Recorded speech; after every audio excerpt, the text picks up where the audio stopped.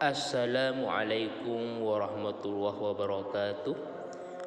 Para jemaah yang dirahmati Allah, pada kesempatan ini saya akan menyampaikan materi hasil muktamar, yaitu yang terkait dengan masalah menggambar binatang dengan berbentuk jisim atau fisik yang sempurna. Tapi sebelumnya,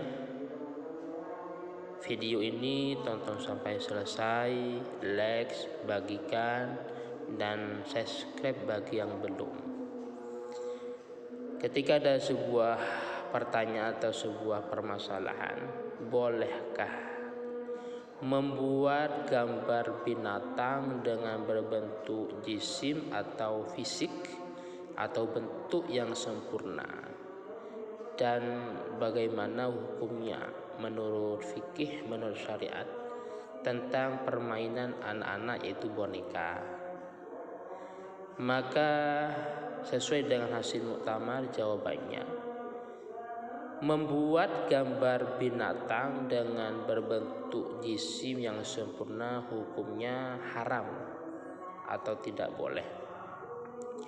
Saya ulangi lagi, jawabannya sesuai hasil muktamar Nahdlatul Ulama, membuat gambar binatang dengan berbentuk jisim yang sempurna hukumnya tidak boleh atau haram.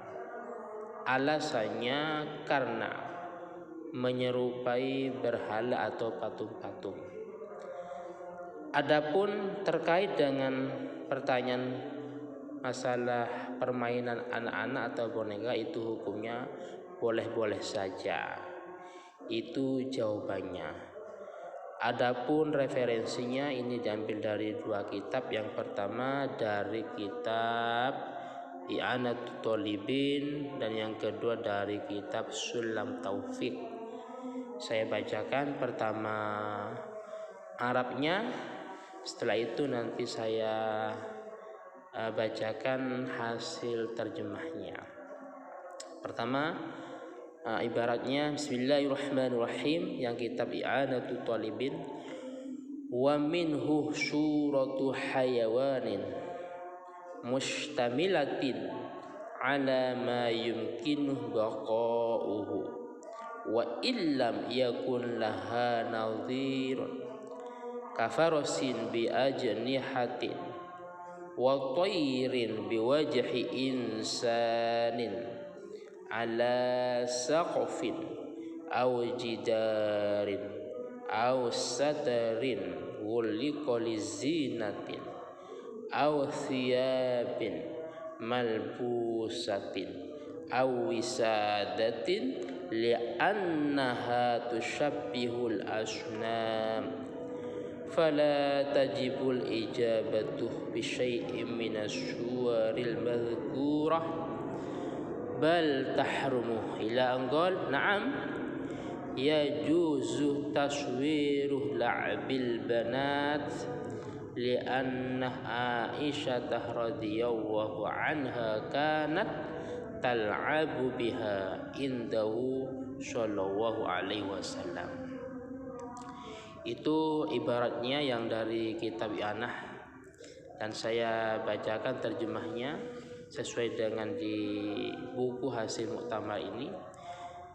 Di antara atau termasuk yang tidak diperbolehkan adalah gambar-gambar binatang yang lengkap dalam bentuk yang memungkinkan bisa hidup, walaupun tidak ada padanannya atau tidak ada yang sama dalam realitas, seperti kuda bersayap. Jadi menggambar kuda bersayap ini kan secara realita nggak ada. Masa ada kuda bersayap? Atau menggambar burung yang berwajah manusia. Secara realita nggak ada burung yang berwajah manusia. Baik di atas atap, dinding, tirai yang digantungkan untuk dekorasi busana yang dikenakan atau bantal. Kenapa hukumnya kok tidak boleh? Kenapa hukumnya kok haram? Maka sesuai dengan jawaban dan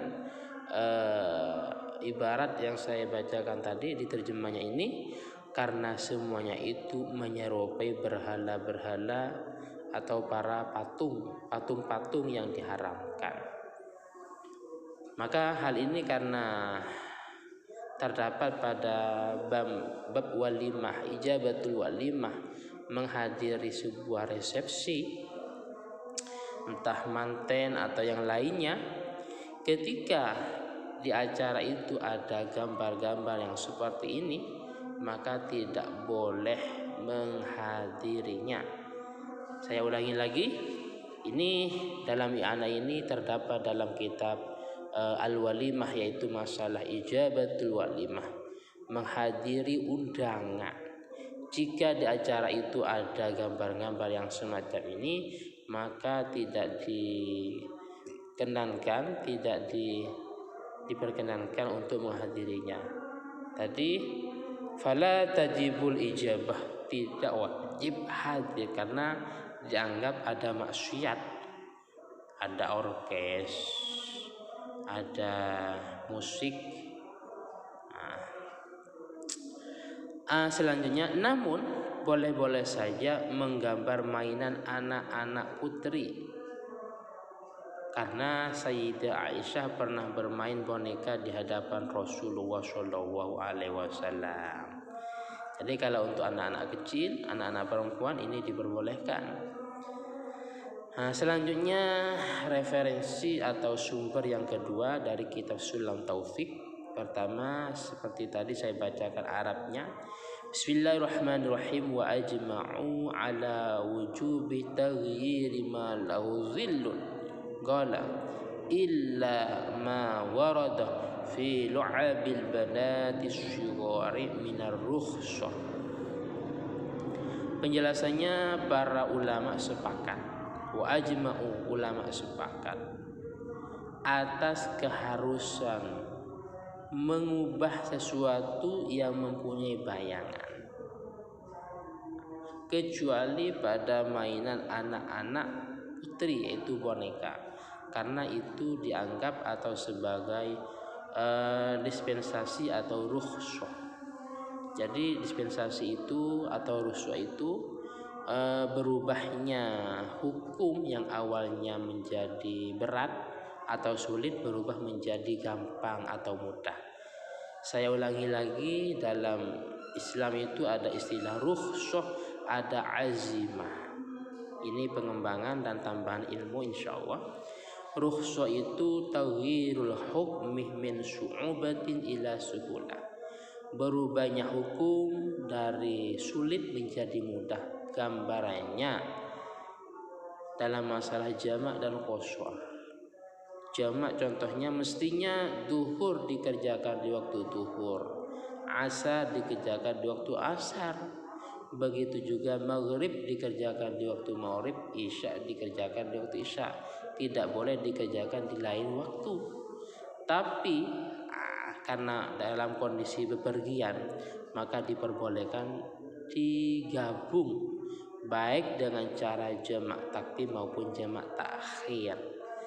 Duhur bisa dikerjakan di waktu asar, atau sebaliknya asar dikerjakan di waktu duhur, maghrib dikerjakan di waktu isya, atau sebaliknya.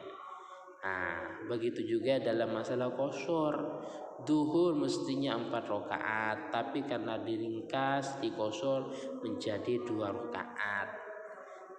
Asar mestinya 4 rakaat, karena diringkas atau diqashar menjadi 2 rakaat.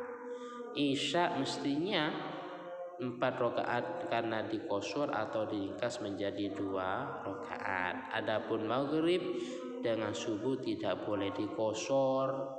Subuh ya harus 2 rakaat, enggak boleh 1 rakaat. Maghrib juga harus 3, tidak boleh 1,5 rakaat. Paham gitu? Itu cuma sekedar tambahan ilmu terkait dengan rukhsah. Jadi kalau azimah ya tetap enggak boleh berubah. Mungkin yang bisa saya sampaikan terkait dengan materi ini, materi menggambar binatang dengan berbentuk fisik yang sempurna. Jika ada kekurangan, kekhilafan atau mungkin kesalahan, saya mohon maaf dan semoga manfaat dan barokah. Wassalamualaikum warahmatullahi wabarakatuh.